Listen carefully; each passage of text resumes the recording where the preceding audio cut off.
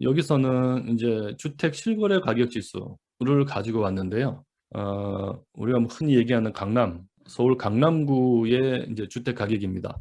주택 가격 지수도 우리가 그 R1에서 다운을 받으면 명목 지수죠. 그래서 그거를 물가로 보정을 하면 이제 실질 지수가 나옵니다. 예, 그 실질 지수 가지고 이제 증가율을 계산할 수 있겠죠. 예, 그거하고 금리의 관계 정도까지를 한번 보려고 합니다. 금리가 부동산 시장에 영향을 많이 미친다고 하잖아요. 이 그래프를 보면은 강남구에 있는 아파트예요. 아파트들 가격 지수를 보면 이게 파란색입니다. 그러니까 2000년대 들어와가지고 후반까지 주택 가격이 많이 올랐어요. 그러다가 글로벌 금융위기 때 한번 떨어집니다. 그리고 다시 리바운드 했다가 한동안 쭉 이렇게 글로벌 금융위기 이후에 굉장히 안정된 상태로 가는데요. 주택 가격이 이때 여기서 여기까지 조금 떨어지잖아요. 이 시기가 글로벌 금융위기 이후에 우리나라 경제가 굉장히 힘들 때예요. 그래가지고 실직자도 많고 경제 성장률도 낮고 하던 시기라서 이때 우리 국민들이 굉장히 힘들었습니다. 가격이 막 오를 때 대출 많이 받아서 집 산 사람들이 이때 굉장히 힘들었어요.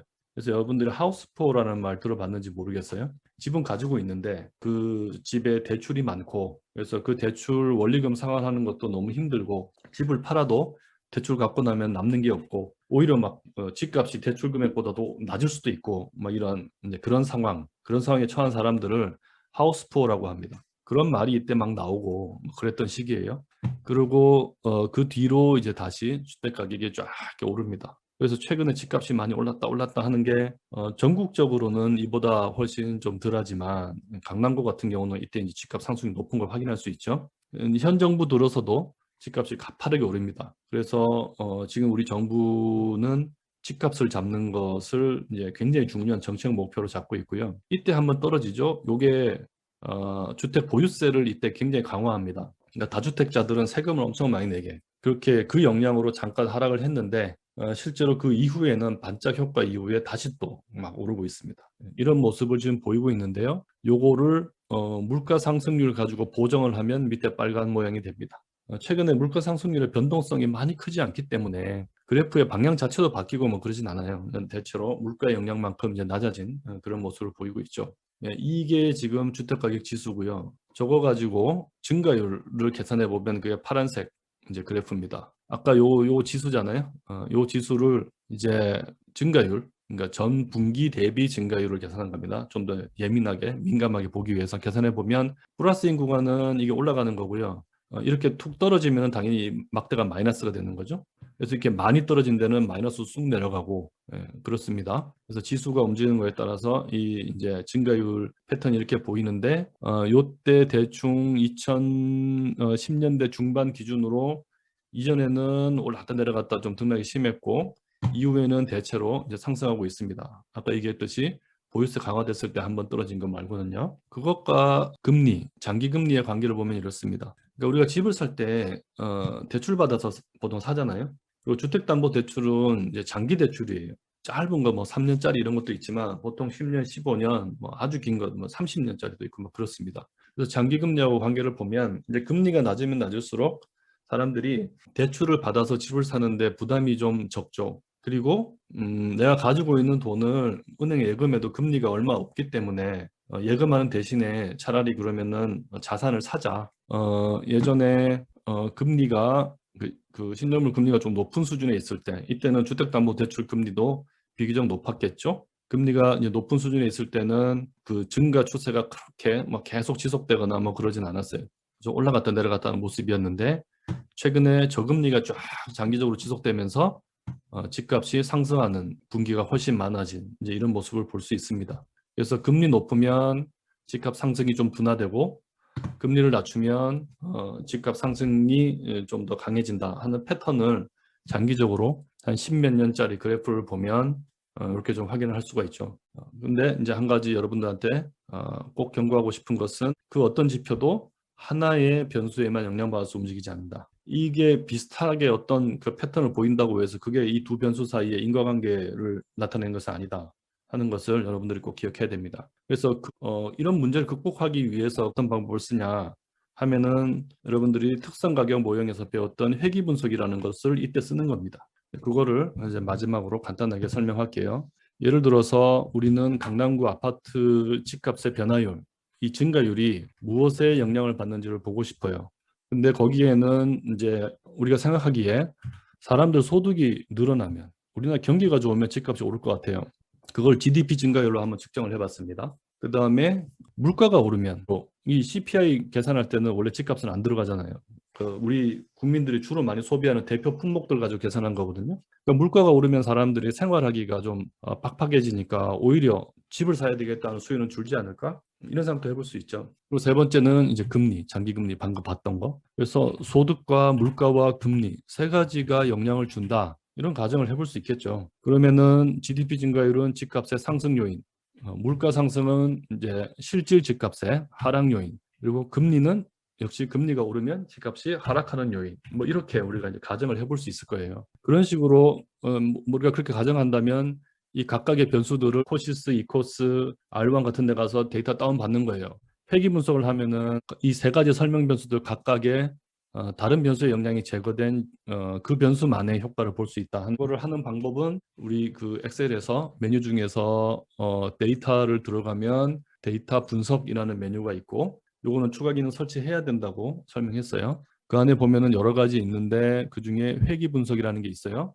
이거를 하자 해서 누르면 y값, 뭐 x값 뭐 이렇게 넣으라고 돼 있어요. y축이 종속 변수 얘기하는 겁니다. 여기서 종속 변수 강남구 증가율 이렇게 잡아주고, x축은 3개잖아요. 3개 다 잡아주면 돼요. 이렇게. 그 다음에 우리가 숫자만 딱 잡은 게 아니라 위에 이름도 같이 잡았잖아요. 이때는 맨 위에 거는 이름이야 하고 이름표라는 거 표시해 주면 돼요. 그다음에 결과를 어디다가 보여줄까 하면은 이 시트 안에서도 볼 수 있는데, 이제 새로운 워크시트에다가 보이는 게 훨씬 좀 편해요. 그러고 나서 확인하면 그냥 바로 계산해 줘요. 그러니까 우리가 뭘 복잡하게 계산할 게 없어요. 그러니까 회계 분석은 여러분들이 굉장히 편하게 많이 활용할 수 있어요. 그래서 이 결과를 보면 회계 분석에서는 이 모형, 그러니까 우리가 가정한, 그러니까 아까 회계 분석 데이터는 여기 있었고, 확인 누르면은 바로 옆에 새 시트에다 결과를 내줘요. 이 모형, 그러니까 얘를 강남구 집값 아파트 가격 증가율을 GDP, CPI, KTB 세 개로 설명하는 이 모형의 전체적인 설명력은 결정 계수를 본다 그랬죠. 설명 변수가 지금처럼 한 개가 아니고 3개, 그러니까 2개 이상일 때는 조정 결정 계수를 본다 그랬어요. 설명력이 23%, 그러니까 강남구 집값 변동의 전체 변동의 한 23% 정도를 저 3개 변수가 설명하고 있다 하는 거예요. 굉장히 낮아 보이지만 사회과학에서는 23%면 그렇게 낮은 거 아니에요. 뭐 어느 정도 설명은 하네. 저 3개 변수만으로도 설명이 좀 되네 하는 거고요. 그 다음에 회귀 분석 안에 있는 이 분산 분석은 저 모형 전체적으로 유의한가, 저 3개 변수를 넣어가지고 분석하는 게, 그때 이제 이 그 FB를 통해서 계산한 이 값, 유의한 FB, 요게 5%, 0.05보다 작으면 유의하다 그랬죠. 지금 굉장히 유의한 상태입니다. 모형 전체적으로 유의하네. 그 다음에 이제 하나하나의 변수에 대해서 보는 거예요. 개수값을 보면은 y 절편, 그러니까 모든 게 다 0일 때 절편값이 뭐 3.8 정도 되고, GDP가 증가하면 GDP 증가율이 이제 1%일 때 강남 집값이 2% 오르고, 물가가 1% 오르면 강남 집값이 마이너스 1.3%, 그러니까 1.3% 감소하고, 금리가 1% 오르면 집값이 마이너스 1% 감소한다 하는 걸 확인할 수 있죠. 근데 이 값들이 전부 다 의미 있냐, 유의하냐, 그것은 얘들 t 통계량과 p 값을 봐야 된다 그랬어요. 두 개는 같은 거를 다른 방법으로 그냥 계산한 거예요. t 통계량은 2보다 크거나 마이너스 2보다 작아야 유의하다고 얘기할 수 있고, p 값은 0.05보다 작아야 유의하다고 얘기할 수 있다고 그랬어요. y 절편은 유의하네요. 그 다음에 GDP 증가율 유의하네요. 그죠? 아주 유의하네요. 근데 CPI 증가율은 별로 유의하지 않아요. 0.23에는, 그죠? 0.05보다 한참 크잖아요. 그리고 금리는 굉장히 유효하네요. 그러니까 소득의 증가와 금리는 우리가 예상했던 대로 소득이 증가하면 집값이 빨리 오르고, 금리가 올라가면 집값이 떨어지는 효과를 볼 수 있었어요. 근데 물가 오르면 사람들이 집을 좀 덜 사지 않을까? 가계 생활이 빡빡하니까 이렇게 생각했는데, 방향은 마이너스로 나왔는데 이게 유의하지 않아요. 그래서 물가에 대해서는 어떤 관계가 있다라고 얘기하기가 좀 어렵다, 이렇게 얘기할 수 있는 거죠. 요게 이제 강남구 집값과 바깥 변수 하나하나만 따로 막 그래프 그리는 것보다 훨씬 유용한 거죠. 실제로 회계 분석할 때 집값이 이 3개 변수만으로 또 영향받을 리도 없잖아요.